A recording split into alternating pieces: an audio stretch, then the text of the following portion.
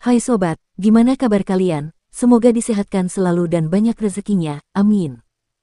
Jangan lupa untuk berlangganan. Dengan Anda berlangganan, Anda menjadi orang pertama di channel ini yang memiliki hak istimewa. Pada kesempatan kali ini, Sabta Novel akan melanjutkan Tales of Herding Gods episode 51-55. Untuk melihat video selengkapnya, sahabat bisa kunjungi playlist yang telah Mimin sediakan. Jika kalian penasaran, yuk mari kita berimajinasi bersama dan masuk ke alur ceritanya.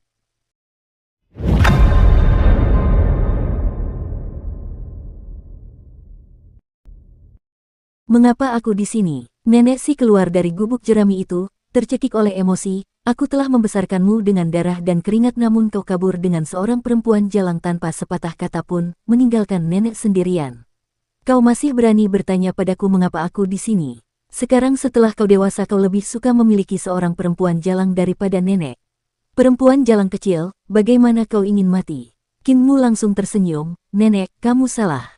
Aku tidak sengaja bertemu Hulinger dan mendengarnya membicarakan istana naga sungai bergelombang, jadi kami pergi ke sana untuk melihatnya. Karena aku sedang mempelajari naga sungguhan di dalam istana naga, aku lupa dengan keadaan sekitarku dan akhirnya tinggal di sana selama 2 hari lagi. Bukan 2 hari, tapi 4 hari. Kamu bilang kamu sedang mempelajari naga sungguhan. Nenek si bertanya dengan curiga. Si rubah kecil tidak memelihara dirinya sendiri dengan menyerap ki vitalmu.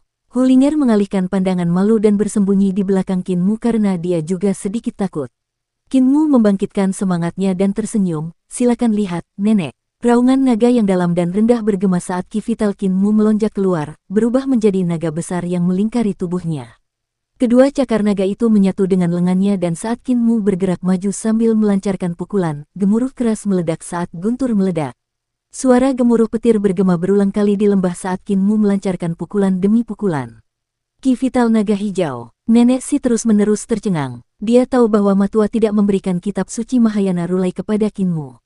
Tanpa teknik yang sesuai untuk 8 pukulan petir, tidak peduli seberapa padat ki vital Kinmu, dia tidak akan pernah memiliki banyak pencapaian dalam 8 pukulan petir. Namun sekarang, Kinmu benar-benar berhasil meninju dan mengeluarkan suara guntur. Dengan tinjunya yang seperti guntur yang menggelegar, satu-satunya yang hilang sekarang adalah petir. Tanpa teknik kultivasi yang sesuai di alam embrio roh, hampir merupakan tugas yang mustahil untuk benar-benar mencapai langkah ini. Dan itu bukanlah hal yang paling penting, melainkan energi vital naga hijau. Naga hijau yang melilit tubuh Kinmu adalah ki vital naga hijau yang hanya dimiliki oleh tubuh roh naga hijau dari 4 tubuh roh besar. Ini adalah atribut ketiga yang dimiliki tubuh penguasa Kinmu. Dengan mengamati air dan api, ki vital tubuh penguasa Kinmu telah memperoleh atribut air dan api yang berhubungan dengan ki vital kura-kura hitam dan ki vital burung merah, dan sekarang ia juga memiliki atribut petir dari ki vital naga hijau. Mungkinkah Muer mencabuti rubah betina kecil itu dan merawat dirinya sendiri, sehingga kultivasinya meningkat? Tidak mungkin itu. Aku tidak pernah mengajarinya teknik mencabuti dan merawat iblis. Apa sebenarnya yang terjadi ketika dia mengatakan bahwa dia telah melihat naga sungguhan? Nenek si bingung. Kinmu kembali ke posisi semula dan naga hijau yang terbentuk dari ki vitalnya kembali ke tubuhnya. Dari kepala naga hingga ekor naga, naga itu tampak hidup dan nyata, seperti naga dewa yang sebenarnya. Kinmu juga terkejut sekaligus gembira, dia tidak menyangka kalau dia bisa meninju dan mengeluarkan suara guntur. Ketika biksu kecil, Mingxin, telah mengeksekusi 8 pukulan petir dan mengeluarkan suara guntur, dia sangat iri. Kinmu juga dapat mengeluarkan suara guntur dengan menggunakan mudra kekuatan perkasa Dewa Iblis, tetapi dia akan menghabiskan lebih banyak energi. Konsumsi Thundercelap Eight Strikes jauh lebih sedikit dan saat mengolah teknik Overload Body Tree Elixir yang lebih baik dalam pertempuran, praktis tidak ada konsumsi ki vitalnya saat dalam pertempuran. Pukulan yang mengeluarkan suara guntur itu menandakan kekuatannya telah berkembang pesat sekali lagi. Saat dia menceritakan pertemuannya di Istana Naga, nenek si terpesona oleh ceritanya. Ketika dia mendengar bahwa Kinmu telah bertemu dengan kerangka yang mengenakan jubah resmi dan mayat kering, tatapannya berkedip dan berkata, ada sesuatu yang aneh terjadi dengan 2 jenis kematian yang berbeda. Kamu harus berhati-hati saat masuk. Ketika Kinmu berbicara tentang naga muda dan gulinuan yang telah dibekukan dalam es misterius oleh manik-manik naga, nenek si menepukkan kedua tangannya dan tersenyum. Ada yang aneh dengan gulinuan, orang tua ini, kerangka yang mengenakan jubah resmi pasti telah mati di tangannya dan dimakan olehnya. Di lingkungan resmi, semua orang kejam dan serakah. Bagaimana kamu bisa menipunya? Hulinger merasa terkesan. Wanita tua ini bahkan tidak melihat dengan mata kepalanya sendiri dan berhasil sampai pada kesimpulan yang sama seperti Kinmu hanya dengan mendengar ceritanya. Mungkinkah dia adalah rubah iblis yang juga telah menjadi cerdas? Kinmu menguraikan bagaimana dia mempelajari rahasia hati eliksir dan mengeluarkan pedang pelindung junior. Nenek Si mengambil pedang itu untuk memeriksanya dan berseru kagum, pedang pelindung junior memang salah satu harta karun langka di dunia ini. Kekaisaran Perdamaian Abadi telah menempa 16 pedang peringkat pertama dan di antaranya adalah pedang pelindung junior, pedang pelindung agung, pedang guru besar, pedang guru muda, pedang guru besar, pedang guru muda, pedang guru muda, pedang guru muda, pedang guru muda, pedang guru muda, pedang guru muda, pedang guru muda, pedang guru muda, pedang guru muda, pedang guru muda, pedang guru muda, pedang guru muda, pedang guru muda kepada putra mahkota, 3 menteri, jenderal besar kuda putih, putra mahkota, pangeran komando, adipati, marshal besar, sikong, dan jenderal besar strategi surga. Meskipun pedang pelindung junior tidak sebagus pedang peringkat pertama ke atas, itu lebih dari cukup untuk digunakan sebagai harta warisan sekte untuk sekte lain. Itu sangat berharga. Kinmu terlonjak kaget dan bertanya, seberapa berharga pedang ini dibandingkan dengan tongkat biksu Hakara? Nenek Si menjawab, hampir sama. Tongkat biksu Hakara memiliki berkah dari Rulai dan pedang pelindung junior adalah pedang resmi tingkat pertama yang membawa keberuntungan Kekaisaran Perdamaian Abadi, memiliki kekuatan yang sangat kuat. Kinmu bertanya, dia mengatakan bahwa ilmu pedang Kekaisaran Perdamaian Abadi adalah ilmu pedang nomor 1 di dunia, tetapi aku tidak mempelajarinya. Aku hanya mempelajari teknik pengendalian pedang dari rahasia hati eliksir, apakah tindakanku itu benar? Tidak belajar adalah hal yang benar. Guru Kerajaan Perdamaian Abadi mungkin salah satu yang terbaik, tetapi Gulinuan adalah salah satu iblis yang dekat dengan kita dan ilmu pedangnya mungkin tidak mencapai standar Guru Kerajaan Perdamaian Abadi. Kau harus melihat dari siapa kau belajar ilmu pedang, tidak peduli seberapa hebat ilmu pedang itu, jika gurunya buruk, ilmu pedang itu akan tetap penuh dengan kesalahan. Lihatlah biksu kecil itu, Mingxin. Ia juga telah mengembangkan 8 jurus petir, tetapi karena gurunya telah mengajarinya dengan buruk, ia memiliki cacat di tenggorokannya. Dengan kata-kata yang bermakna dan tulus, Nenek Si berkata, karena itu kamu harus memilih guru terbaik saat mempelajari ilmu pedang. Guru yang setengah matang sama sekali tidak cocok. Kinmu tercengang. Bagaimanapun, Gulinuan adalah pejabat tingkat pertama, pelindung junior putra mahkota. Apakah dia juga setengah matang? Aku tidak akan membunuhmu lagi, rubah kecil. Nenek Si tersenyum. Ayo pulang, Muer. Penduduk desa pasti sangat khawatir dan mengira kau dimakan oleh binatang buas saat berburu untuk pertama kalinya. Hanya nenek yang pintar dan tahu kau telah dimangsa oleh seekor rubah kecil, oleh karena itu, aku menunggumu di sini. Benar rubah kecil, nenek telah membolak-balik buku-buku kuno milikmu dan menuliskan beberapa catatan untukmu. Kau bisa membolak-baliknya sendiri dan menghindari cara berkultivasi yang salah. Hulinger merasa malu dan menundukkan kepalanya dengan putus asa, aku tidak bisa membaca. Nenek Si tercengang dan tertawa, benar-benar rubah iblis yang jujur. Melihatmu tidak menyentuh Muer dan membantunya mendapatkan kesempatan. Baiklah, nenek tidak akan berbohong padamu. Jika kamu mengikuti catatan yang telah kutulis dan berkultivasi, kamu pasti akan menderita penyimpangan ki dan mati dengan menyedihkan. Itulah akibat dari bermain-main dengan anakku. Hulinger menggigil ketakutan dan berpikir dalam hati, tuan mudamu benar. Orang-orang tua di desanya semuanya ahli dalam menipu. Mereka semua rubah tua yang telah menjadi pintar. Tidak lama kemudian, mereka telah sampai di desa lansia cacat. Kinmu sedikit tertegun. Dia tidak tahu kapan sebuah desa muncul di sebelah desa lansia cacat. Desa itu jelas baru dibangun dan jauh lebih besar dari desa lansia cacat. Desa itu juga memiliki kemegahan yang luar biasa, memberikan kesan mewah. Rumah-rumah di desa lansia cacat semuanya terbuat dari dinding lumpur biasa dan beratap jerami yang akan bocor saat hujan. Kinmu sering membawa baskom untuk menampung air hujan di rumah. Dibandingkan dengan desa yang tiba-tiba muncul di sebelahnya, desa lansia cacat tampak jauh lebih menyedihkan. Ekspresi Nenek Si berubah gelap saat dia membawa Kinmu menuju desa lansia cacat tanpa sepatah kata pun. Desa baru ini berada tepat di sisi jalan desa dan pada saat itu, segala macam orang asing mulai berjalan keluar dan berdiri di sisi jalan. Ada yang tua, muda, laki-laki dan perempuan. Setiap kali Nenek Si melewati seseorang, orang itu akan menundukkan kepala dan menyapa dengan hormat, nyonya. Bahkan orang tua yang berambut putih keabu-abuan pun harus menundukkan kepala dengan hormat dan menyapa majikannya dengan ekspresi dan nada yang sangat rendah hati. Ekspresi nenek si berubah lebih gelap dan terus berjalan tanpa mengucapkan sepatah kata pun sambil meraih tangan Qin Mu menuju desa lansia cacat. Sepanjang jalan, Qin Mu tercengang dan tidak tahu apa yang sedang terjadi karena dia mendengar nyonya beberapa ratus kali. Sesampainya di pintu masuk desa, kepala desa dan apoteker sedang minum teh. Di depan mereka ada seorang pemuda yang sedang menikmati tehnya dengan perlahan, bersama seorang tetua di sampingnya.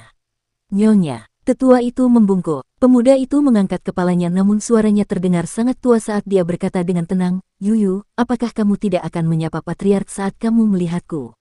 Tubuh nenek si menjadi kaku saat dia menghentikan langkahnya dan membungkuk, salam patriark. Penatua disiplin menatap Qin Mu dan memperlihatkan senyum, begitu lebarnya hingga matanya hampir tertutup, nyonya, apakah ini putra Anda? Nenek si menatapnya dan membalas dengan kejam, berhentilah bicara omong kosong atau aku akan merobek mulutmu. Muer dijemput olehku, dia bukan anakku. Sang tetua disiplin memberikan pandangan penuh pengertian yang membuat nenek si ingin sekali menghajarnya. Apoteker tersenyum, nenek, teman baik kita dari Sekte Iblis Surgawi telah berada di sini selama beberapa hari dan menolak untuk pergi karena mereka belum melihatmu. Ekspresi nenek si berubah lebih gelap, Muer, kembalilah ke desa dulu.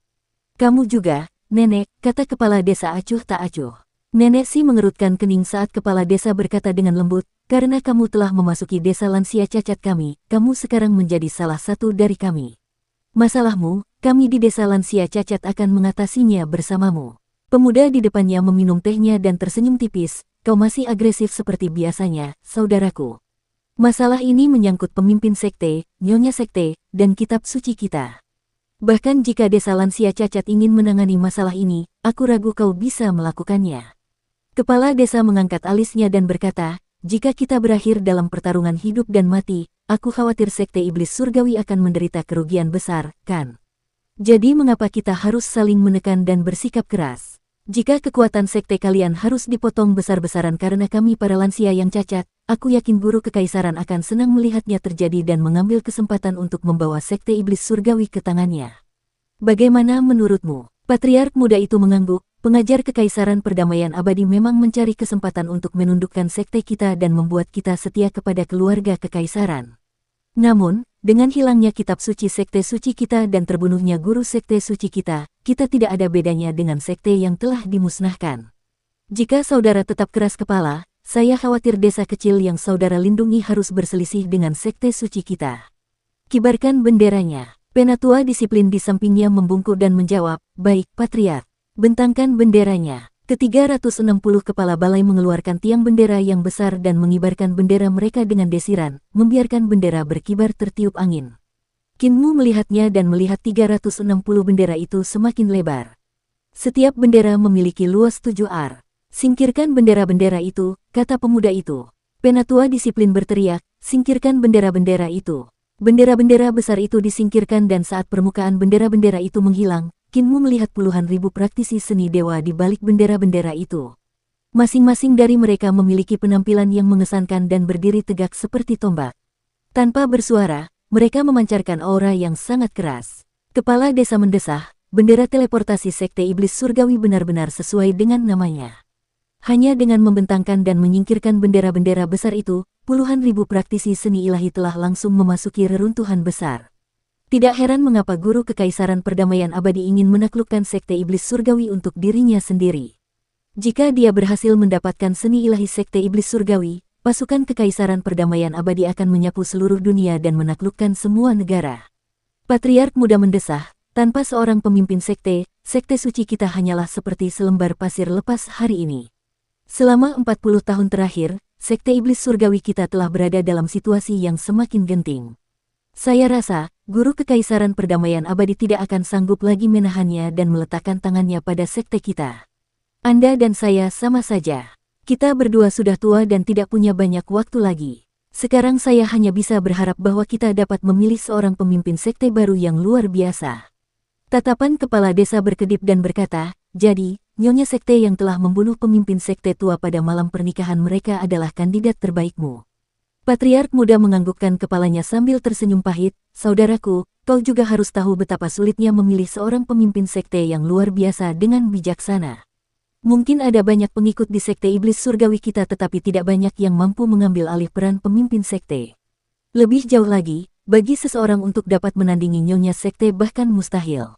Karena tidak ada alternatif lain, kita hanya bisa mencari Nyonya Sekte dan menyambutnya kembali ke Sekte untuk mengambil alih peran sebagai pemimpin Sekte. Kepala desa menatap Nenek Si dengan kepala pusing. Saya mendengar bahwa wanita simpanan Sekte ini telah membunuh pemimpin Sekte Anda, Li Tianxing, jadi mengapa Anda ingin dia mengambil peran sebagai pemimpin Sekte alih-alih membalas dendam atas pemimpin Sekte lama? Bukankah sangat memalukan bagi Sekte Anda ketika pemimpin Sekte Anda terbunuh? Mata patriark muda itu berbinar saat dia tersenyum. Saudaraku, jangan lupa bahwa kita adalah Sekte Setan dan tidak dapat diduga dengan logika.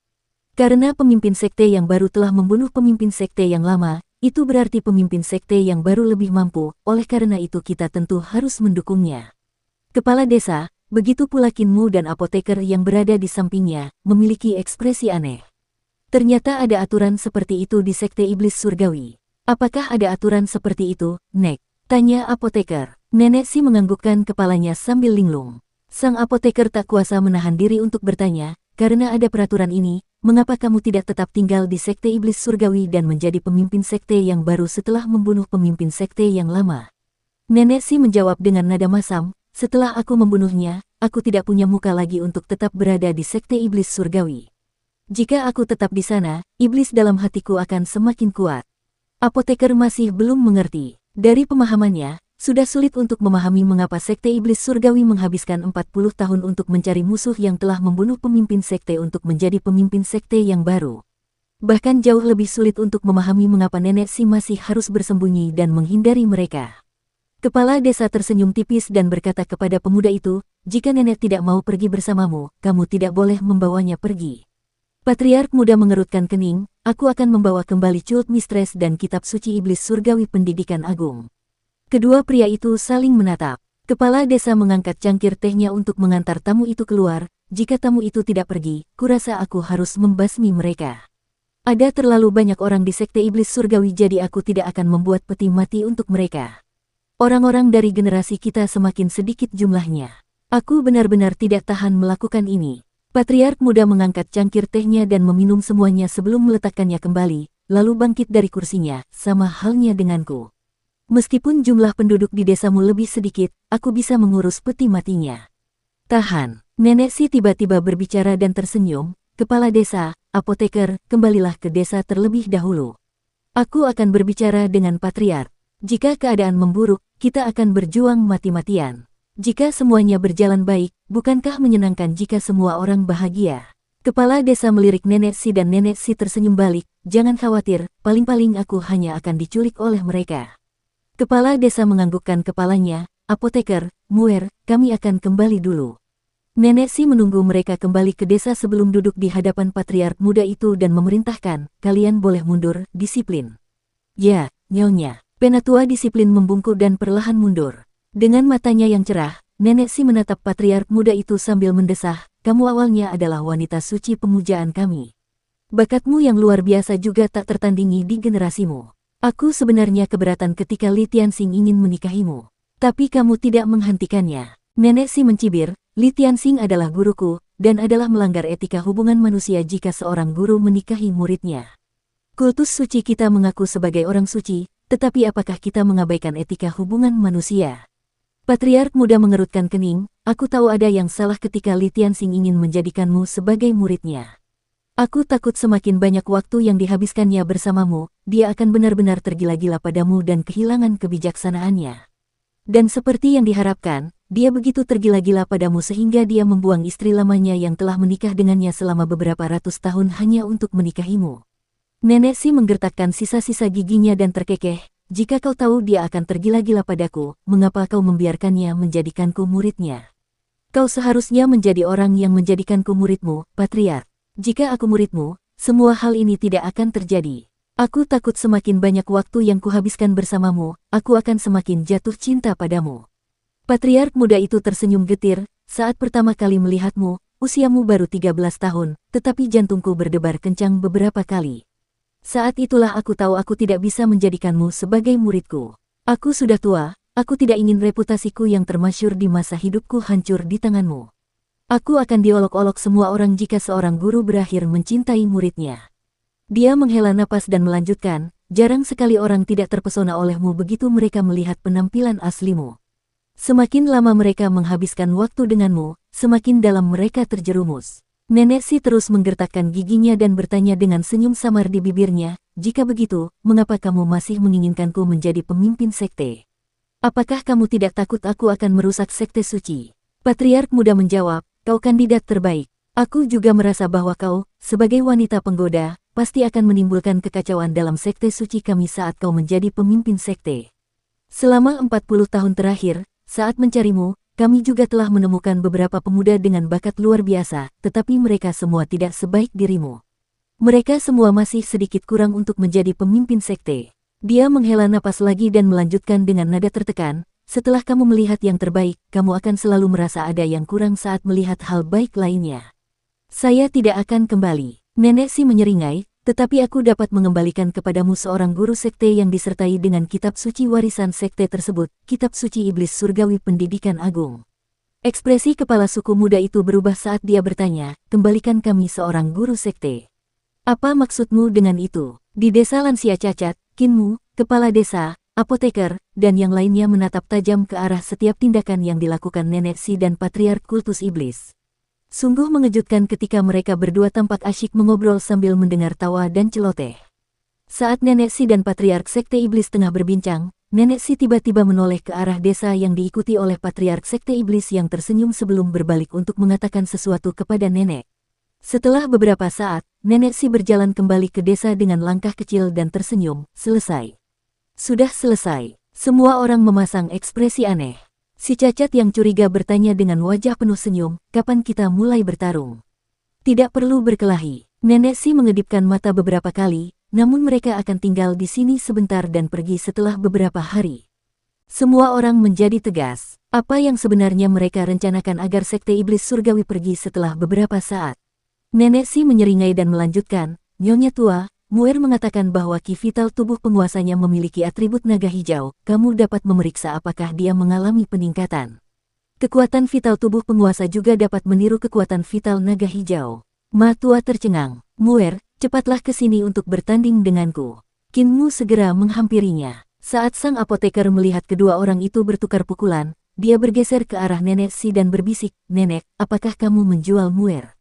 Nenek Si mengedipkan mata polosnya beberapa kali dan menjawab tanpa ragu, mengapa kamu berkata begitu? Bagaimana aku bisa menjual Muir? Berapa harga jualnya? Kripel maju dan bertanya dengan rasa ingin tahu. Tuan muda Sekte Iblis, Nenek Si tampak renta sambil mendesah, biarlah mereka memberinya gelar terlebih dahulu. Aku juga akan memberikan kitab suci iblis warisan sekte, kitab suci iblis surgawi pendidikan agung. Mereka akan melihat seberapa baik dia tumbuh di masa depan. Jika itu cukup menyenangkan maka dia akan resmi menjadi guru sekte suci. Berapa harganya? Mata si cacat berbinar dan napasnya terengah-engah, tawaran yang bagus. Kenapa nenek tidak menemuiku lebih awal? Nenek bisa menjualku saja. Nenek Si tersenyum, gampang kalau kamu mau jadi guru pemujaan suci dari sekte iblis surgawi. Kamu tinggal jalan-jalan ke desa tetangga dan temui 360 guru aula beserta 12 tetua pelindung sekte, pelindung kiri dan kanan, 4 raja surgawi sekte agung, 8 inspektur agung, dan seorang patriark sekte iblis. Wajah si cacat berubah seputih abu, agar Muir bisa menjadi pemimpin sekte muda, dia juga harus menderita satu ronde di desa sebelah. Nenek Si mendesah tak berdaya, mereka ingin memeriksa barangnya terlebih dahulu. Tanpa memeriksa barangnya, bagaimana mereka bisa dengan mudah menjadikannya pemimpin sekte muda dari sekte iblis surgawi? Kalau begitu, kau akan memberikan kitab warisan kultus iblis surgawi, kitab suci iblis surgawi pendidikan agung kepada Muir? Tanya si cacat. Nenek Si menganggukkan kepalanya dengan lembut dan menjawab, dia lebih baik dariku. Teknik penciptaan iblis surgawi adalah salah satu seni ilahi dalam kitab suci iblis surgawi pendidikan agung. Aku menggunakan teknik itu untuk menguliti dan membuat pakaian sehingga menjadi agak jahat, tetapi aku tidak pernah berpikir untuk menggunakan teknik penciptaan iblis surgawi untuk melawan sinar matahari memurnikan jiwa yang di langit dari 8 serangan petir. Dialah yang melakukannya. Apoteker itu mengangguk, itu memang penangkal yang sempurna dengan menggunakan teknik penciptaan iblis surgawi untuk mengikat jiwanya pada dirinya sendiri melawan sinar matahari yang memurnikan jiwa yang di langit. Nenek Si tersenyum, karena itu jika dia mempelajari kitab suci iblis surgawi pendidikan agung, dia mungkin bisa membawa kitab suci iblis menuju kejayaan dan menguasai beberapa hal yang tidak pernah kita pikirkan. Si bisu mengeluarkan beberapa suara dan isyarat tangan, tetapi si tuli menggelengkan kepalanya. Jangan beritahu dia. Kalau kita beritahu dia, itu tidak akan semenarik dulu. Sekumpulan orang tua itu tertawa gembira bersama-sama sebagai tanda setuju. Di desa lansia cacat, suara guntur bergemuruh. Sosok Kinmu dan Oultma saling beradu saat mereka berdua melancarkan badai 9 naga satu sama lain. Ledakan, suara gemuruh guntur memekakkan telinga saat tinju Kinmu dan Oultma bertabrakan. Sambil mengerang, Kinmu jatuh ke belakang dengan langkah kakinya seperti naga suci yang melingkar. Kelihatannya dia jatuh ke belakang tetapi sebenarnya dia mengumpulkan kekuatan di kakinya. Hanya dalam beberapa langkah saja, Kinmu telah mengumpulkan kekuatan maksimal di kakinya dan dia menyerbu ke arah Pak Tua Ma bagaikan seekor naga mengamuk yang terbang keluar dari jurang. Bajingan, dia bahkan mengubah jurus mencuri surga yang telah aku ajarkan padanya. Seru si cacat dengan heran. Dia bisa melihat gerak kaki yang baru saja digunakan Kinmu seperti seekor naga yang melingkar mengecilkan tubuhnya untuk mengumpulkan kekuatan untuk serangannya. Mungkin terlihat seperti dia sedang mundur tetapi sebenarnya, dia mundur untuk maju, membuatnya sangat menyeramkan. Gerakan kaki pencuri surga miliknya sangat hebat dan tak tertandingi, tetapi Kripel terbiasa menggunakannya untuk pamer dan mencuri, tanpa mempedulikan cara meningkatkan kekuatan gerakan kaki pencuri surga. Gerakan kaki Kripel sebagian besar digunakan untuk melarikan diri setelah mencuri dan membunuh. Serangan bukanlah keahlian kaki pencuri surga yang baik. Kinmu telah membuat sedikit perubahan pada gerak kakinya dan tanpa sadar menggabungkan roh naga suci, membuat gerakan tubuhnya memiliki momentum naga, persis seperti naga ular. Bang bang bang, serangkaian suara benturan bergema. Kinmu dan Matua hanya bertukar satu pukulan, tetapi itu sangat aneh karena 45 suara keras bergema. Kinmu terbang mundur. Di udara, tubuhnya berputar seperti naga yang bergerak, menyingkirkan kekuatan Matua dan mendarat dengan mantap di tanah. Nyonya tua tetaplah nyonya tua. Seru si kelumpuhan sambil terkagum-kagum. Kata Matua, Muer, apakah kau sudah memahami inti dari jurus ini? Kinmu menunjukkan ekspresi terkejut dan berteriak, kekuatan tinjumu berbeda dari milikku. 45 naga dalam kekuatan tinjuku semuanya adalah naga yang sama sedangkan ada 45 jenis naga dewa dalam kekuatan tinjumu dengan masing-masing kekuatan naga berbeda. Anda telah memahaminya. Matua mengeluarkan ekspresi puas, di biara petir besar, ada 100 pahatan relief naga surgawi yang disebut potret 100 naga. Potret-potret ini dipahat oleh Rulai generasi pertama setelah melihat sendiri 100 jenis naga, memberikan para pengikut generasi mendatang sarana untuk mengolah kekuatan tinju badai 9 naga. Ketika saya mengolah badai 9 naga, yang saya lihat bukanlah naga sungguhan, melainkan pahatan relief ini. Badai 9 naga berisi 45 jenis kekuatan naga dan membutuhkan 45 potret naga, tetapi ada 100 jenis potret naga yang berbeda di biara petir besar. Tahukah Anda apa artinya ini? Jantung Kinmu berdegup kencang dan berteriak, setiap kali kau melancarkan Tempest of the Nine Dragons, kekuatan naga di tanganmu akan berbeda dari sebelumnya. Oultma menganggukkan kepalanya. Tempest of the Nine Dragons mungkin terlihat seperti pukulan biasa, tetapi sebenarnya pukulan itu menyembunyikan banyak variasi di dalamnya.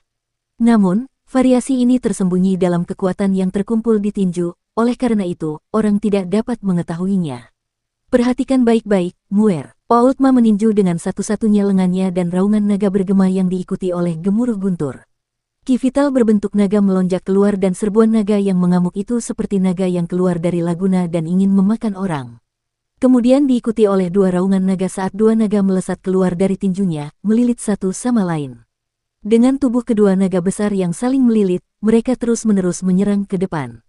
3 raungan naga bergema saat 3 jenis kekuatan naga yang sombong dan ganas membelah monumen dan menghancurkan batu. Kemudian disusul oleh 4 naga menerkam, 5 naga pembersihan iblis, 6 naga reinkarnasi, 7 naga menghantam lautan, 8 divisi naga langit dan 9 naga badai. Pukulan Matua melepaskan 45 kekuatan tinju berbentuk naga dan semuanya realistis dan jelas seperti naga sungguhan. Ia telah melepaskan pukulannya ke langit dan 45 naga hijau muncul di langit di atas desa lansia cacat. Ke-45 naga hijau itu terbang ke langit diiringi gemuruh guntur dan kilatan petir yang saling bersilangan. Dukung terus channel YouTube Sabta Novel. Kinmu mengangkat kepalanya dan melihat awan menghilang dan lenyap di langit. Awan itu menghilang dan tiba-tiba sebuah kepala manusia jatuh dari awan yang menghilang dan mendarat di samping kaki Kinmu. Kinmu terlonjak kaget dan melihat bahwa itu adalah kepala seorang pendeta yang entah mengapa bersembunyi di balik awan. Mungkinkah ada setan yang membunuh biksu ini dan membawa kepalanya ke awan? Tepat saat Kinmu sedang menebak-nebak, terdengar beberapa suara dentuman lagi dan dia melihat 2 tangan dan 2 kaki mendarat di tanah sementara badannya mendarat di luar desa.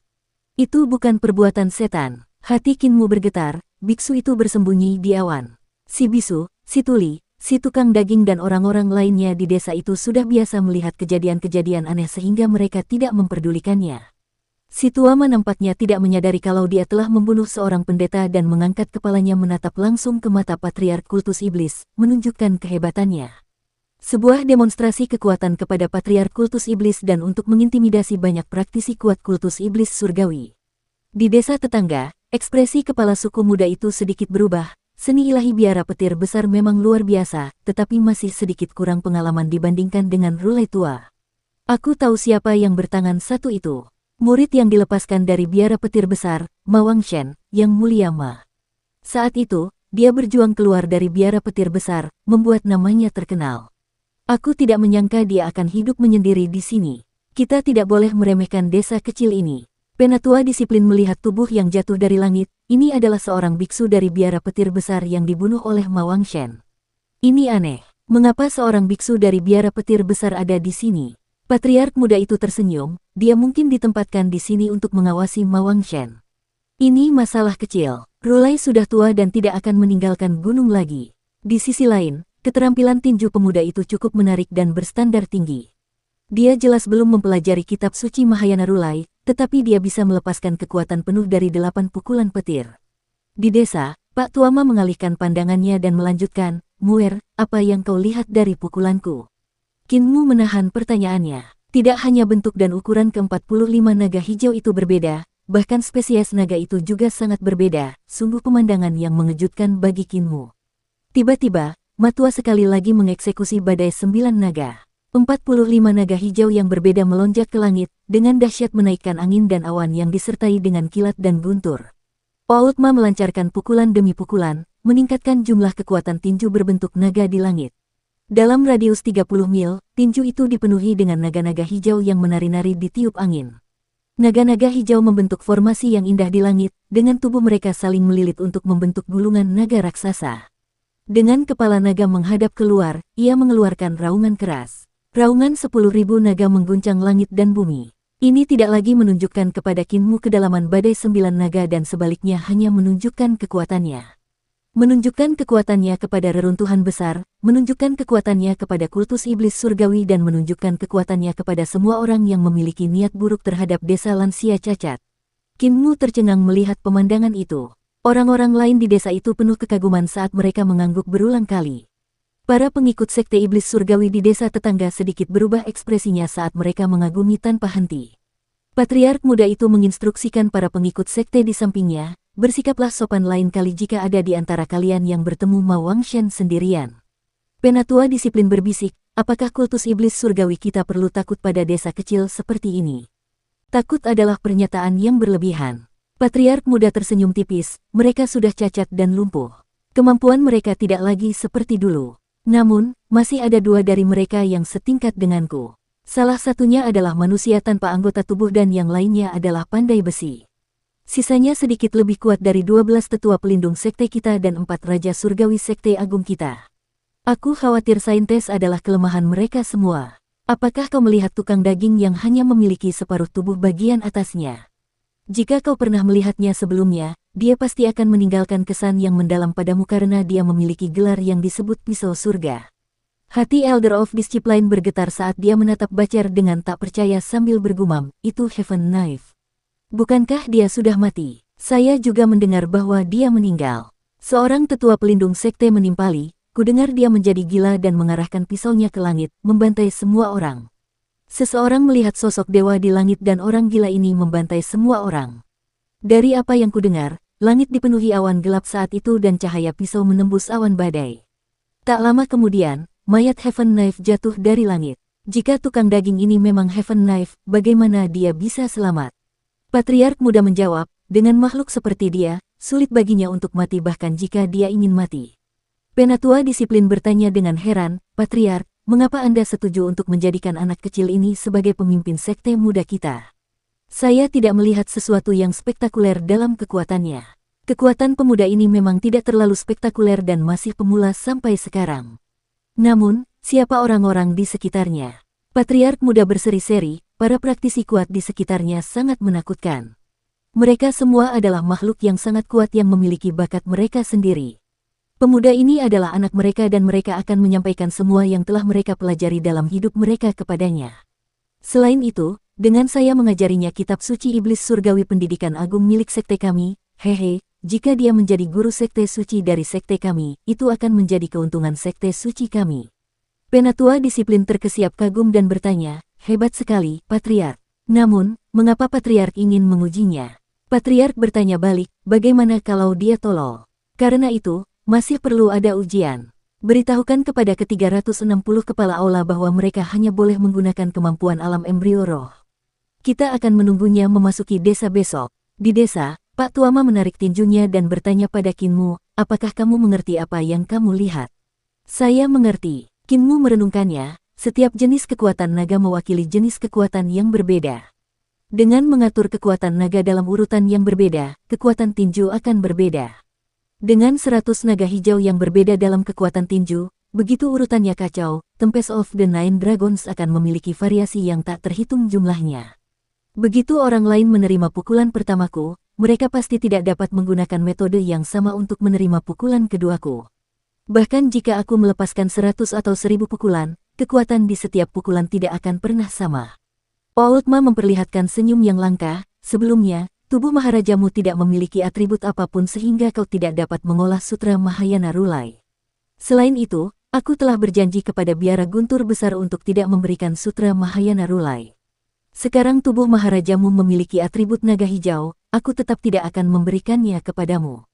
Namun, jika kau mampu memahami sepenuhnya kebenaran dari tinju itu, tidak masalah apakah kau mempelajari Sutra Mahayana Rulai atau tidak. Kau telah memperoleh keanggunan, bentuk, kekuatan, aura, dan jiwa naga sehingga meskipun kau belum pernah melihat potret 100 naga, kau masih dapat mengetahui keajaiban potret 100 naga. Dengan teknik 3 ramuan tubuh Maharajamu, kekuatan 8 pukulan gunturmu tidak akan kalah dengan Sutra Mahayana Rulai. Semangat Kinmu meningkat. Oultma biasanya berhati dingin dan jarang memuji orang lain, oleh karena itu, dia sangat senang menerima pujian dari Oultma. Selain itu, kata-kata Oultma memberinya inspirasi dan mengilhami lebih banyak ide dalam dirinya. Jika kekuatan naga adalah poin utama dalam Tempest of the Nine Dragons, lalu bagaimana dengan bentuk pertama, Spring Thunder on the Lonely Sea? Dapatkah dia memahami hakikat bentuk ini dengan mengamati naik turunnya sungai besar yang mengalir ke laut dan mendengarkan gemuruh guntur musim semi? Dan apakah Thunder Fingers of the Pipa Player berhubungan dengan temperamen musik? Ada juga Kuava Chasing the Sun dan Sunsin Refining yang Soul in the Sky. Mereka pasti punya metode pemahamannya sendiri. Semakin ia berpikir, semakin ia menjadi bersemangat dan tidak sabar untuk segera meninggalkan desa untuk menjelajahi dunia, mengamati keajaiban dunia dan melihat prinsip-prinsip alam yang misterius. Ingatlah untuk bangun pagi-pagi besok dan pergi ke desa tetangga untuk memberi penghormatan, kata Nenek Si dengan wajah berseri-seri. Kinmu bingung, Nenek, orang-orang di desa tetangga berasal dari sekte iblis surgawi. Mengapa mereka memanggilmu Nyonya? Mengapa mereka ingin menjadikanmu pemimpin sekte? Mengapa mereka akan membunuh kita jika kamu tidak mendengarkan mereka? Nenek Si membelai kepalanya dan tersenyum, kamu akan tahu nanti. Keesokan paginya, setelah Kinmu sarapan dan mandi, ia pergi mengambil telur lagi dan bertemu dengan kemarahan naga betina yang bertarung dengan Kinmu. Mengepakkan sayapnya ke atas dan ke bawah, ia menggunakan bulunya yang seperti pedang untuk menebas pencuri telur itu sambil melepaskan napas api. Dengan naga hijau yang melingkari tubuhnya, Kinmu mengeksekusi jari petir pemain pipa untuk menangkis bulu pedang itu. Muer, berhentilah melawannya dan pergilah memberi penghormatan di desa sebelah, kata Nenek Si sambil berjalan mendekat dan mengusir naga betina itu. Kinmu segera mengikutinya. Naga betina yang tertinggal di belakang mengejar Kinmu lagi, tetapi ia takut karena tatapan tajam Nenek Si. Nenek Si membawanya ke desa sebelah dan tetua disiplin datang menyambut mereka.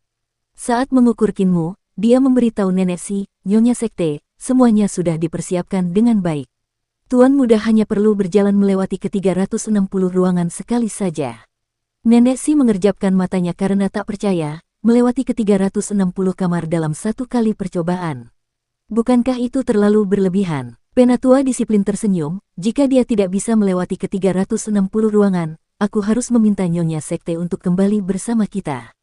Nenek menggertakkan giginya dan bertanya, bisakah dia beristirahat? Silakan beristirahat. Di kamar sudah tersedia makanan dan minuman, begitu juga tempat tidur, obat-obatan, pil penenang, dan semua yang dia butuhkan. Nenek Si menatap Qin Mu dan menggertakkan giginya lagi, Muer, pergilah ke 360 kamar untuk mengunjungi mereka. Ingatlah untuk memanggil mereka kakak laki-laki dan kakak perempuan. Tidak perlu memanggil mereka senior. Qin Mu mengangguk sambil berjalan menuju rumah pertama dan tersenyum, 360 kamar, aku ingin tahu berapa lama waktu yang dibutuhkan untuk mengunjungi semuanya. Nenek, aku akan masuk dulu. Nenek Si menatap punggungnya dan tiba-tiba bertanya, Muer, tahukah kamu apa yang akan kamu hadapi setelah kamu masuk? Qin Mu berbalik dan tersenyum, aku tahu. Aku tidak akan membiarkan mereka membawa pergi nenek. Nenek merasakan kehangatan di hatinya saat dia berbalik untuk pergi. Ketika dia mengambil anak ini dari sungai saat itu, dia tidak pernah menyangka akan tiba saatnya bayi itu akan membantunya berbagi beban. Qin Mu melangkah ke lantai pertama rumah pertama dan melihat ruangan itu cukup luas. Di dalamnya ada seorang pria berwajah kuning. Wajahnya begitu kuning sehingga tampak seperti baru saja memakan kantung empedu. Di dagunya ada sisir jenggot kambing gunung dan di tangannya ada sempoa, membuatnya tampak seperti seorang akuntan yang sedang melakukan akuntansi. Kakak senior. Qin Mu berdiri diam dan memberi hormat terlebih dahulu sebelum mengeluarkan semua senjatanya dari punggungnya dan meletakkannya di pintu. Kakak senior, silakan. Sang akuntan menatap anak laki-laki berusia 11 hingga 12 tahun itu dengan heran dan bertanya dengan penuh minat, kau tahu apa tujuanmu ke sini? Mungkinkah Nyonya Sekte telah memberitahumu? Qin Mu meregangkan tubuhnya dan ki vitalnya melonjak ke depan sambil tersenyum, nenek tidak perlu mengatakannya dengan jelas karena aku sudah mengetahuinya secara alami. Saat kekuatan meledak di bawah kakinya, dia berhasil berhadapan langsung dengan petugas pembukuan hanya dalam satu langkah. Dengan gemuruh guntur dari telapak tangannya, ki vital pemuda itu luar biasa kuat seperti api. Bukankah aku harus berjuang melewati ruangan pertama sampai ruangan ke-360? Sang pemegang buku segera mengangkat tangannya untuk menangkis dan merasakan sebuah kekuatan raksasa menghantamnya, menyebabkannya terlempar tak terkendali dan menabrak dinding kayu di belakangnya, jatuh ke halaman. Ia menstabilkan dirinya setelah meluncur puluhan meter. Dia tercengang dan marah di saat yang sama saat dia melihat melalui lubang di dinding dan melihat Qin Mu berjalan ke pintu untuk mengambil senjatanya sebelum melanjutkan ke ruangan berikutnya. Mengapa aku merajuk pada anak kecil? Tak lama kemudian, sang akuntan tertawa terbahak-bahak karena amarahnya dan berteriak keras kepada yang lain di dalam bangunan kayu itu, kalian semua sebaiknya berhati-hati. Anak kecil ini sangat cerdik. Ki vitalnya di alam embrio roh sangat padat dan setidaknya 2 kali lebih tinggi dari milikku di alam embrio roh. Berhati-hatilah agar tidak gagal total. Lebih padat 2 kali lipat dari milikmu. Suara perempuan yang berdenting terdengar dengan heran, dengan kultivasi seperti ini, seperti yang diharapkan dari tuan muda. Namun, aku ingin tahu bagaimana mantranya. Qin Mu berjalan ke rumah berikutnya dan mendorong pintu hingga terbuka. Di dalam ruangan itu ada seorang sarjana yang sedang menggoyangkan kepalanya karena terpesona oleh buku di tangannya. Kakak senior, Qin Mu menyapa. Sarjana itu memasang ekspresi waspada dan tersenyum, kau akan melancarkan serangan mendadak padaku saat aku membalas salammu. Aku tidak akan memberimu kesempatan. Ki kedua, ledakan. Suara guntur menggelegar dan getaran hebat terasa. Serpihan-serpihan memenuhi udara saat cendekiawan itu terpental mundur, menghancurkan hutan dan menabrak pohon yang menjulang tinggi. Sang cendekiawan mendarat di tanah dan memperingatkan dengan suara lantang, hati-hati, bocah nakal ini punya kemampuan hebat dan ahli dalam ilmu sihir iblis, yang bahkan lebih sulit ditebak daripada ilmu sihir sekte suci kita. Ledakan. Tepat saat dia selesai memperingatkan, seorang guru privat pikun terbang keluar dari bangunan kayu dan jatuh ke pilar batu, tidak mampu menahan amarahnya, omong kosong. Aku ditipu olehmu dan hanya fokus untuk membela mantra iblisnya, memberinya kesempatan untuk menggunakan teknik biara petir besar untuk hampir melukai jiwaku. Jangan tertipu, dia menggunakan 8 serangan petir dari biara petir besar. Omong kosong, suara perempuan yang marah terdengar dari rumah keempat, situasi kau menyabotase diriku. Yang dia gunakan adalah teknik alam iblis surgawi untuk menyegel 3 jiwa dan 7 rohku. Jangan berani-beraninya kau lari setelah menyentuhku dan merusak reputasiku, bocah kecil. Wajah Qin Mu memerah sedikit saat dia keluar dari ruangan keempat. Teknik tangan dari teknik alam iblis surgawi mengharuskan untuk menyentuh perineum, dada, dan pusar orang lain. Ketiga titik ini adalah bagian pribadi seorang wanita, oleh karena itu, tidak mudah bagi Qin Mu untuk melakukannya. Itu sangat cabul terutama di bagian perineum. Aku masih terlalu muda untuk mengerti semua ini. Bocah gembala sapi dari desa lansia cacat itu mengedipkan matanya dengan polos sambil berkata dalam hati. Di ruangan kelima, seorang pria kurus kering seperti sekantung tulang memandang Kinmu saat dia berjalan mendekat dan mencibir, tidak peduli metode iblis macam apa yang kau gunakan, lupakan saja tentang melewatiku. Teknik katak emas penghinaan kemenangan. Saat dia berjalan ke arah Kinmu, dia menarik napas dalam-dalam pada saat yang sama, menciptakan suara serak. Suara itu semakin keras dan benar-benar terdengar seperti suara kodok. Kinmu terkejut. Tubuh kurus ketua aula sekte iblis surgawi itu perlahan membengkak. Kulit aslinya yang seperti kantong tulang perlahan mengembang menjadi otot-otot yang kuat dengan semakin banyak udara yang dihisapnya. Teknik katak emas penjilat kemenangan menempuh jalur transformasi iblis untuk meniru katak emas penjilat kemenangan. Katak emas penjilat kemenangan merupakan jenis unik di antara binatang-binatang aneh. Biasanya, ukurannya hanya sebesar baskom, tetapi ketika ditiup dengan udara, tubuhnya dapat mengembang hingga 100 kali lebih besar, dan bahkan dapat menelan harimau dan singa yang ganas dalam satu gigitan. Begitu dia mengeksekusi teknik katak emas penghinaan kemenangan dari kultus iblis surgawi, kekuatannya akan menjadi tak terbatas dan ki vitalnya akan menjadi sangat padat. Tingkat peningkatannya tidak seseram katak emas, tetapi itu tetap bukan hal yang sepele. Saat kepala aula sekte iblis surgawi menarik napas dalam-dalam, Kinmu juga menghirup udara. Namun berbeda dari teknik katak emas kebencian kemenangan, dadanya tidak membusung, tetapi napas yang dihirupnya sangat mengerikan. Hampir semua udara di depannya tersedot olehnya, menyebabkan udara di sampingnya mengisi kekosongan. Hal ini benar-benar mengakibatkan angin sepoi-sepoi di bangunan kayu yang bahkan mengguncang jendela. Ki vital kepala aula menjadi sangat kuat saat dia selesai menarik napas. Seluruh tubuhnya menggelembung dengan otot-otot yang seperti batu, merenggangkan bajunya sedemikian rupa sehingga tampaknya bajunya bisa terbelah kapan saja. Tubuhnya juga secara bertahap tumbuh tinggi hingga mencapai 4 meter, membuatnya tampak seperti raksasa kecil. Sementara tubuh Kinmu tetap sama tanpa perubahan apapun. Teknik katak emas penakluk kemenangan memiliki kekuatan yang tak tertandingi dan dapat menghancurkanmu dalam satu pukulan. Kroak, kepala aula mengangkat telapak tangannya dan telapak tangannya menjadi sebesar kipas daun palem dan semerah darah. Dengan cahaya merah darah bersinar di ruangan itu, udara hampir meledak dengan pukulannya yang ditujukan ke Kinmu. Kinmu juga memberikan pukulan. Tinju besar dan kecil saling bertabrakan dan dalam sekejap, seluruh bangunan kayu bergetar hebat. Kepala aula mendengus sambil melangkah mundur. Otot lengannya menggeliat seolah ada naga yang masuk dan bergerak di bawah kulitnya menuju jantungnya dengan kecepatan tinggi. Ekspresinya berubah saat dia mengangkat lengannya yang lain dan menebas lengannya untuk membelah naga itu menjadi dua. Saat dia melangkah mundur lagi, lengannya menggembung lagi dan tampak seperti dua naga menggeliat di bawah kulitnya, menyebabkan dia dengan cepat menebas lagi. Ketika dia melangkah mundur 4 langkah, dinding di belakangnya hancur dan pada langkah kelima, dia mendarat di tanah di luar gedung. Dia melangkah mundur 4 langkah lagi dan bersandar pada pohon besar yang tiba-tiba bergetar hebat. Batang pohon itu hancur menjadi debu saat mahkota pohon itu runtuh.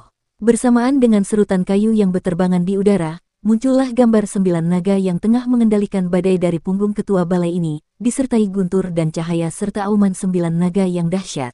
Dia tidak mampu mencegat lapisan kekuatan ke-9 dari Tempest of the Nine Dragons. Saya adalah master balai hujan dari sekte suci kami dan orang-orang memanggil saya pembawa hujan kecil. Apakah Anda ahli dalam mantra? Kinmu melangkah ke ruangan berikutnya dan ada seorang wanita di dalamnya. Di wajahnya terdapat tato aneh dan di kepalanya terdapat hiasan kepala kemenangan yang terbuat dari bulu. Di tangannya terdapat tongkat yang terbuat dari ekor binatang buas yang tidak diketahui yang memiliki 24 ruas yang sesuai dengan 24 istilah matahari. Wanita itu tersenyum, kita akan bertanding. Menggunakan mantra kita di ruangan ini. Kinmu menggelengkan kepalanya, aku tidak tahu mantra apapun. Apakah praktisi alam embrio roh juga bisa mempelajari mantra? Wanita itu tersenyum, kenapa tidak? Vital Ki adalah kekuatan sihir dan kau dapat merapal mantra jika kau tahu mantranya. Nyonya Sekte adalah perapal mantra terbaik di sekte kami. Bukankah dia yang mengajarimu? Ketika aku berada di alam embrio roh, aku telah berkeliling di dunia persilatan untuk mendatangkan hujan dengan mantra bagi rakyat jelata. Setiap kali terjadi kekeringan, rakyat jelata akan mengundangku untuk membantu mereka. Karena itu mereka memanggilku penyihir. Namun, seiring kultivasiku tumbuh lebih kuat dan memiliki reputasi yang lebih besar, mereka kemudian memanggilku pembawa hujan kecil. Aku berhutang budi kepada pemimpin sekte karena menganggapku tinggi dan menganugerahkanku sebagai kepala aula-aula hujan. Namun, aku masih kalah dibandingkan dengan nyonya sekte. Saat itu, dialah yang menjadi orang suci dan bukan aku. Kinmu bingung, bagaimana cara bertarung menggunakan mantra. Kepala balai hujan meletakkan tangannya di dahinya dan mendesah, mengapa kamu tidak tahu apa-apa? Perselisihan antara sekolah sihir dan sekolah teknik pertempuran telah ada selama berabad-abad. Sebelumnya, orang-orang yang mengolah sihir dan orang-orang yang mengolah teknik pertempuran selalu bertarung sampai mati satu sama lain. Kedua sekolah itu saling mengakui sebagai bidah dan ingin saling membunuh. Sekarang semua orang mungkin hidup bersama dalam harmoni, tetapi di masa lalu, jika kamu lari ke seorang praktisi seni ilahi dan mengatakan kamu mengolah teknik pertempuran, kamu akan dipotong-potong dalam sekejap. Kecakapan pertempuran para perapal mantra jauh lebih kuat dari yang kamu bayangkan. Kinmu bertanya dengan rasa ingin tahu, apakah teknik pengendalian pedang dianggap mantra? Tidak, mereka tidak. Master Aula Hujan menggelengkan kepalanya, teknik pengendalian pedang dianggap sebagai teknik pertempuran di masa lalu. Namun, mereka kemudian mengklaim bahwa itu adalah jalan yang benar dan orang-orang yang mengolah mantra dan teknik pertempuran akan menempuh jalan yang tidak lazim sehingga mereka harus mati. Inilah sebabnya mengapa Guru Kekaisaran Perdamaian Abadi mengadakan konferensi dan menantang semua praktisi teknik pertempuran yang kuat, melumpuhkan mereka. Bukankah Nyonya Sekte memberitahu Anda hal-hal ini? Kinmu mengerutkan kening, mengapa mereka selalu bertarung? Bukankah teknik bertarung, seni pedang, dan mantra semuanya adalah seni ilahi? Bukankah lebih baik menyatukan semua keunggulan mereka menjadi satu? Master Reinhold tidak tahu apakah harus tertawa atau menangis, energi seseorang terbatas. Bagaimana seseorang punya waktu untuk mengolah ketiga gaya tersebut hingga mencapai alam yang mendalam? Seseorang bisa menghabiskan hidup dan kebijaksanaannya hanya dengan mempelajari satu gaya dengan saksama dan tetap saja tidak bisa mengolahnya hingga mencapai puncaknya. Karena orang-orang mengolah hal yang berbeda, akan terjadi persaingan siapa yang lebih baik, yang akan mengakibatkan mereka tidak dapat hidup berdampingan satu sama lain. Kinmu membangkitkan semangatnya dan bertanya, "Kakak, tunjukkan padaku beberapa mantra." Aku belum pernah melihat mantra sebelumnya. Kepala Aula Hujan mengangkat tangan putihnya yang ramping dan mengarahkan kelima jarinya ke bawah. Dengan gerakan mengangkat dan gemetar, kabut mulai terbentuk di ruangan dan hujan pun mulai turun. Kinmu mengamati dengan saksama dan melihat bahwa setelah tetesan air hujan jatuh ke tanah, mereka terbang ke sisi dinding dan menciptakan siklus tanpa akhir. Kepala balai hujan melambaikan tangannya dan tetesan air hujan berubah menjadi garis-garis seperti senar alat musik. Sambil membuka ke-10 jarinya, dia memetik garis-garis hujan, menyebabkan musik bergema di seluruh ruangan. Dalam musik itu, hujan berubah menjadi naga banjir yang menyerbu ke arah Kinmu. Kinmu mengulurkan tangannya dan meraih kelemahan naga banjir air, menghancurkannya dengan cipratan. Kepala balai hujan tercengang dan memetik senar musik lebih cepat lagi, mengubah tetesan air hujan menjadi senjata tajam yang terbang ke arah Kinmu ke segala arah dengan kecepatan yang luar biasa. Suhu di udara menurun dengan cepat dan membekukan air hujan menjadi es, membuat senjata tajam itu semakin berbahaya. Dengan 10 jarinya yang bergerak satu demi satu, Kinmu menghancurkan senjata tajam yang terbang ke arahnya, jadi ini adalah mantra. Kakak, apakah gerakan ini juga dianggap mantra? Tangannya tiba-tiba menyala dengan kobaran api yang berkobar-kobar dan dengan tangannya sebagai pisau, dia mengayunkan pisaunya terus-menerus dan menerbangkan Master Balai Hujan. Master Aula Hujan mendarat di halaman dan suaranya yang marah namun terkejut berteriak, "Kau adalah penganut aliran teknik pertempuran, menggunakan teknik pertempuran sebagai mantra." Saat memasuki ruangan berikutnya, Kinmu melihat seorang pria kekar dengan janggut tipis sedang duduk dalam posisi seiza. Di sampingnya ada kotak pedang persegi panjang dengan gesper perunggu yang diikat erat di sekelilingnya. "Saya adalah kepala Aula Sword Hall." Pria kekar itu tidak berdiri dan tetap dalam posisi seiza sambil berkata, "Kamu membawa kantong pedang, jadi kamu harus tahu ilmu pedang. Kita akan bertanding dalam ilmu pedang kita hari ini." Kinmu menggelengkan kepalanya, "Aku tidak pernah belajar ilmu pedang sebelumnya." Master Balai Pedang mendongakkan kepalanya dengan heran, "Jika sebelumnya kau tidak pernah belajar ilmu pedang, mengapa kau membawa kantong pedang? Apakah Nyonya Sekte tidak mengajarimu apapun tentang ilmu pedang?" Kin menggelengkan kepalanya dan menjawab, "Nenek berkata di desa itu ada seorang lelaki yang memiliki ilmu pedang nomor 1 di dunia, oleh karena itu, dia tidak bisa mengajarkan ilmu pedang Sekte Iblis Surgawi kepadaku, karena takut orang itu tidak akan mengajariku di masa depan."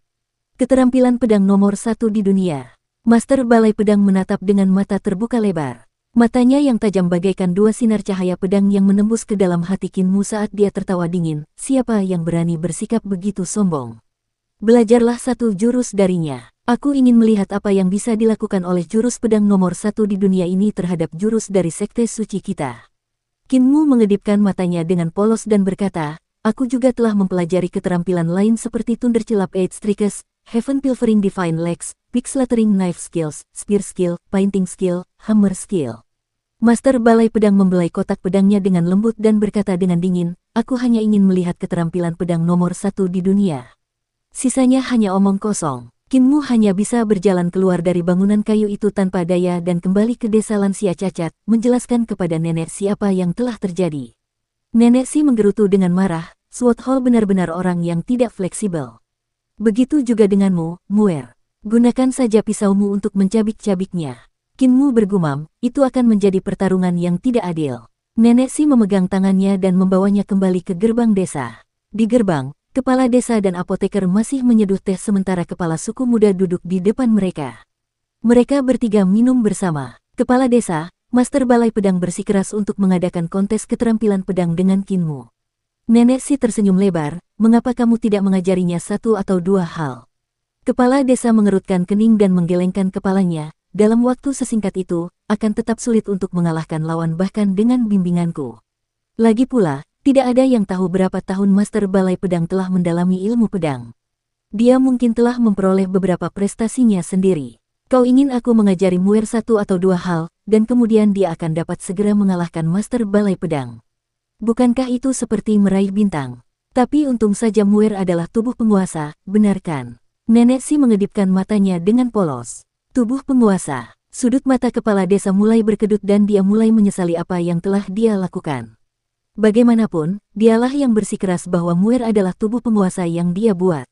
Qin Mu mampu membangkitkan embrio rohnya sudah di luar dugaannya, tetapi dia tahu ada batas untuk semuanya.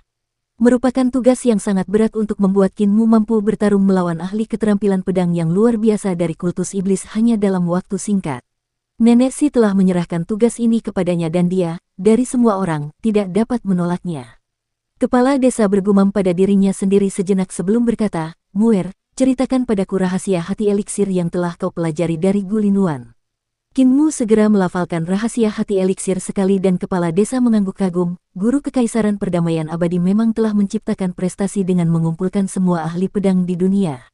Teknik pengendalian pedang rahasia hati eliksir benar-benar orisinal. Patriark muda di depannya juga mendesah kagum. Guru Kekaisaran Perdamaian Abadi adalah seorang jenius.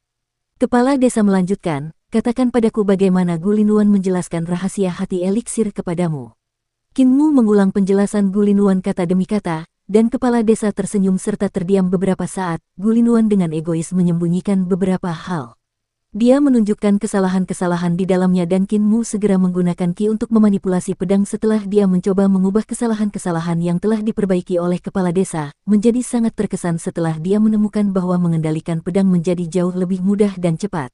Mata patriark muda itu berbinar saat dia tersenyum. Gulinuan tidak menyembunyikan sesuatu dengan egois. Hanya saja pemahamannya terbatas dan tidak sedalam saudaranya. Kamu hanya mendengarnya sekali dan kamu dapat sepenuhnya memahami seluruh kedalaman rahasia hati eliksir sedangkan dia yang telah mengolahnya sepanjang hidupnya masih mengolahnya dengan salah. Terima kasih atas pujiannya, saudaraku. Kepala desa menatap Qin Mu dan berkata dengan langkah mantap, aku tidak akan mengajarimu keterampilan pedang. Aku hanya akan mengajarimu gerakan sederhana, yaitu menusuk. Menusuk, Qin Mu tercengang. Bukankah menusuk semudah menggunakan Qi vital untuk memanipulasi pedang dan menusuk ke depan? Mengapa perlu belajar? Menggunakan pedang untuk menusuk tidak semudah yang kau kira. Bahkan jika kau tidak menguasai ilmu pedang, selama kau menguasai gerakan menusuk ini, tidak banyak ahli ilmu pedang di alam embrio roh yang mampu mengalahkanmu di dunia ini. Kepala desa melanjutkan, gunakan pedang biasa, coba gunakan Qi untuk memanipulasi pedang guna menusuk pilar toko daging. Qin Mu mengeksekusi rahasia hati eliksir dan Qi vitalnya yang setebal lengan menyapu pedang harta karun di kantong pedangnya, terbang menuju pilar toko daging di desa. Gedebuk, Qin Mu menusuk pilar toko daging dengan ujung pedang yang keluar dari belakang pilar. Bocah penggembala sapi itu kemudian berbalik untuk melihat kepala desa. Raut wajah kepala desa berubah kaku sambil terbatuk, coba tusuk batu ini. Energi vital Kinmu mengalir dan menarik pedang harta karun itu keluar dari pilar dan dengan bunyi dentang, pedang tajam itu menembus batu gunung di depan kepala desa. Bocah gembala sapi itu sekali lagi berbalik dan dengan polos menatap kepala desa yang ekspresinya telah berubah kaku. Sang patriark muda merasa kaget sekaligus lucu, namun ia hanya bisa menahan tawanya agar tidak bersikap tidak sopan. Aku lupa kalau kultivasi ki vital anak ini sangat padat. Keterampilan pedangnya mungkin sangat buruk, tetapi dengan dukungan ki vitalnya yang sangat padat, kekuatan tusukannya meningkat secara eksponensial. Kepala desa menutupi kecanggungannya dengan batuk beberapa kali dan melanjutkan, mencoba menusuk pisau pembantaian babi milikmu. Suara dentingan tajam terdengar, namun, Kinmu tidak dapat menembus pisau pembantai babi kali ini. Beruntung dia tidak menusuknya. Kalau tidak, aku tidak akan punya ide bagaimana cara mengajarinya. Kepala desa diam-diam menghela napas lega dan membimbing dengan sabar, jadi apa yang kamu rasakan ketika kamu menusukkan pedangmu? Kinmu merenungkannya dengan saksama dan matanya tiba-tiba berbinar, aku merasa bahwa ki vitalku tidak cukup kuat. Saat menggunakan ki untuk memanipulasi pedang, ki vitalku agak terhalang di ujung pedang. Rasanya seperti memiliki seluruh tubuh yang dipenuhi dengan kekuatan namun aku memukul seseorang dengan rambutku. Benang ki vital terlalu tipis dan tidak dapat menahan semua kekuatanku.